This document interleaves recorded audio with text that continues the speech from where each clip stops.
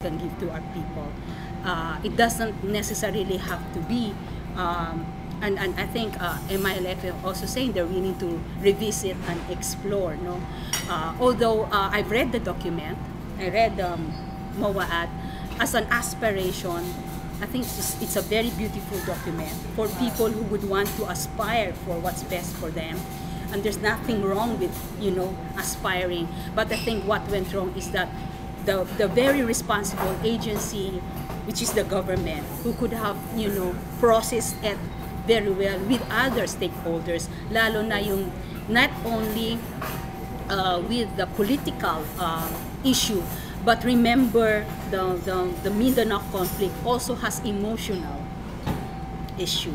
And people who have been traumatized in the past. It has been used also as a religious issue. There was this Barracuda and there was, so it's a complex and it has a very emotional component. And people who are very emotional about it, they don't read the document. What's for them is the fear that something, wrong or injustice will not be given them. That is very important for the Arroyo administration to have taken into consideration, but she did not. And that's what's sad here is that that could have been a very good point of discussion. The MOAAD could have set the right, a framework for lasting peace. And could have been open for discussion, because after all, the MOAAD will go through the constitutional process. And since people are so emotional about it, they forgot that it's gonna go through a constitutional process, and that's the mistake of the Arroyo administration by not really making people understand that. No, so that's my take on that. How about your stand on the massive entry of US troops in Mindanao and the possible exploration of foreign multinational companies on the natural resources? Will you legislate laws that will bar these measures? My position is really revisit the visiting forces agreement and see really if it has really done any good, no? Particularly in Mindanao. My understanding of the visiting forces agreement is that to strengthen the capacity of the armed forces of the Philippines for securing, the country. But we know that when they were deployed in the areas, particularly RMM, they were not used only for training, but some said they were also part of an actual combat. And if we are saying that they have really increased and enhanced the capacity, until now the Abu Sayyaf is still there, and Abu Sayyaf is still doing, kidnappings and beheadings, and still the armed forces of the Philippines can't do anything about it. So your question is, what is then the value of the visiting forces? Has it had any added value on us? So which increases more the thought that they have a hidden agenda, that the idea is not really, to capacitate and work on human security, but rather more on thinking of protecting their interests in this country in terms of the hegemony that they have. And so therefore, if that is the case, there is really a need to really revisit it and maybe if we find out there's nothing really positive about it, why allow? Remember the rape victims in Zamboanga. We've seen how paano nila tinatapakan yung ating mga batas and really feel like they own the country and they have more right in this country than us, no? So nakikita talaga natin na hindi nila nire-respeto ang ating batas at ang karapatan ng mga Pilipino. So why allow it to stay? So akin yun ang position ko.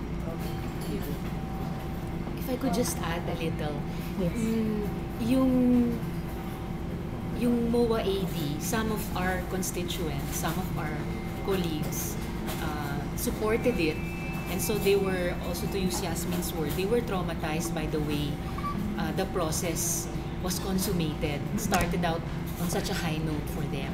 Some naman of our constituents or colleagues were against it. And they were also traumatized by the way the process unfolded in a great disaster that, as Yas was saying, GMA dropped like a hot potato and then made some sacrificial lambs and leaving the mess on the ground among the communities. Our vice presidential candidate, Senator Mar Rojas, questioned the constitutionality of the MOA AD. So it was more on the process itself and not the spirit of the right to self-determination, which at least for the two of us, and I would say others of our colleagues in the team, is a principle recognized even internationally. So if you notice, soon after we filed our certificates of candidacy, it was the LP slate, the only one so far that published a platform, a 16-point social contract, and one of those points was already the Mindanao peace process, that it be revisited, revived in what Yas also said, a consultative, participatory process, so that the process itself and the outcome, the agreement, would be owned by all stakeholders and not reawaken that kind of violent reaction. I am for the repeal of the Visiting Forces Agreement. The case of Nicole is just one of the most scandalous examples of how they enjoy impunity under Philippine criminal law that they would not enjoy under American criminal law, and that Filipino servicemen in the United States or servicemen would not enjoy under American criminal law.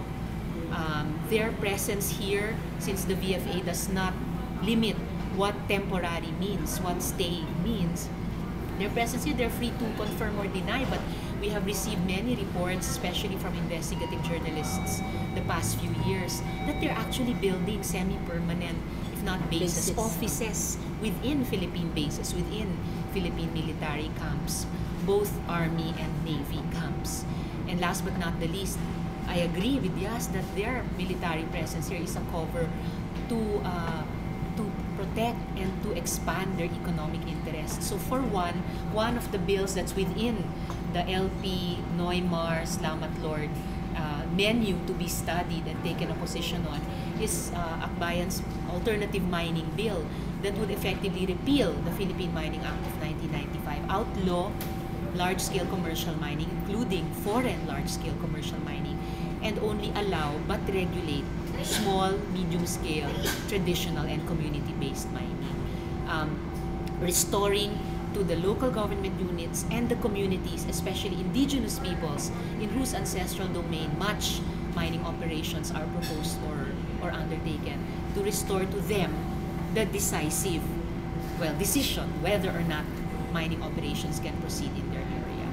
And if they do, to make sure that these communities and LGU receive the just share of the revenues. Follow-up question. In a previous blog watch interview, Senator Noynoy Aquino, he categorically said that he is in favor of the retention of VAT for as long as there would be genuine, transparent audit on how the government gets its revenues through VAT. However, I've heard that Akbayan has been actively campaigning against that because the position of Akbayan is it arbitrarily collects tax even from dapat yung mga hindi taxpayers like students, like medyo contrasting po eh. Will you stick with Akbayan's stand na no VAT? And of course, I also want to get the position of Ms. Lash. I will stick with the Akbayan stand. We voted against the then EVAT